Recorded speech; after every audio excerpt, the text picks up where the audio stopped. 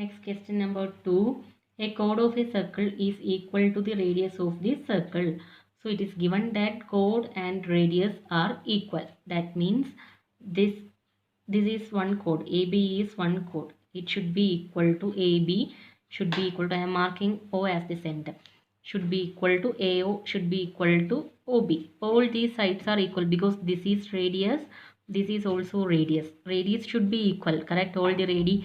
And this is one chord. So in the question it is given that chord of the circle is equal to its radius. Okay. So find the angle subtended by the chord at a point on the minor arc. So here it is the minor arc. Okay. So find the angle subtended by the chord. So this is the chord and it is subtending here one angle here. Correct? So this is the minor arc. Minor point is here. So here it is subtending one angle. We have to find the angle ADB. We have to find angle ADB. Okay. So by the chord at a point on the minor arc and also at a point on the major arc. So this is the major arc and from this chord again subtending one angle here, we have to find this angle also. Okay, so how can we find this angle? Easily we can find this angle. How can we find? Because from the point it is given that all the sides are equal. If all the sides are equal, if we are taking the triangle in triangle AOB, here all the sides are equal, right? So if all the sides are equal, it is easily we can say that this is equilateral triangle. So in equilateral triangle, what is the angle of each angle? We can write angle AOB is equal to 60 degree because it is equilateral triangle. So here it is making 60 degree and here it is 60 degree, here it is 60 degree. Sum should be 180 degree. So we can easily write angle AOB is equal to 60 degree because we know that angle subtended. Next theorem I am going to apply. We know that the angle subtended by an arc at the center of a circle, that is this one, is the double of the angle subtended by the same arc on the remaining part of the circle. So this is the arc and same part of the remaining means we can find out the angle ACB, right? Because this angle AOB should be double of the remaining part of the angle. So double of 2 into angle ACB. So we can easily find angle ACB. AOB we have here 60 degree which is equal to 2 into angle ACB. So what is angle ACB? ACB is equal to the 60 divided by 2. 60 degree divided by 2 is equal to 30 degree. So angle ACB we got it. Okay. So how can we calculate angle ADB? Now we have angle ACB. Again I am calculating angle ADB. Okay, we have to calculate angle ADB. How can we calculate? Half into reflex angle of angle AOB. You can check here. If you are taking reflex angle of AOB, this is the angle, correct?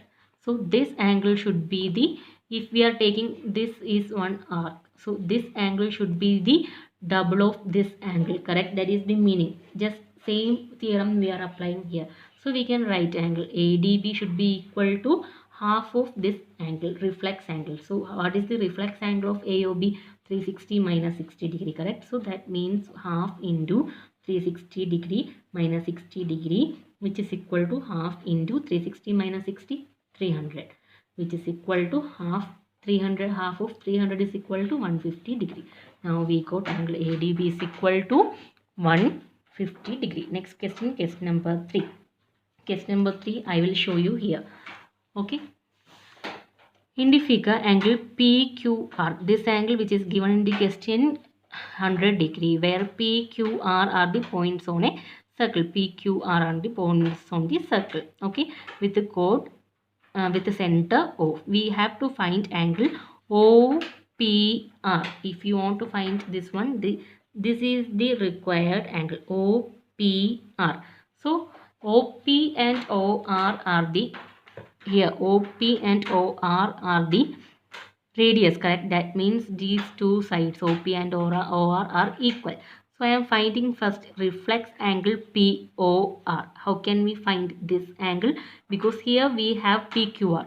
So by using theorem, reflex angle POR we can find by doing the same method we done here, correct? So reflex angle POR we can find double of this angle, 2 into angle PQR. So 2 into 100 is equal to 200. We will get this angle POR, reflex angle POR. Okay, so now we can find angle POR, not reflex. Now we find that is 200 degree.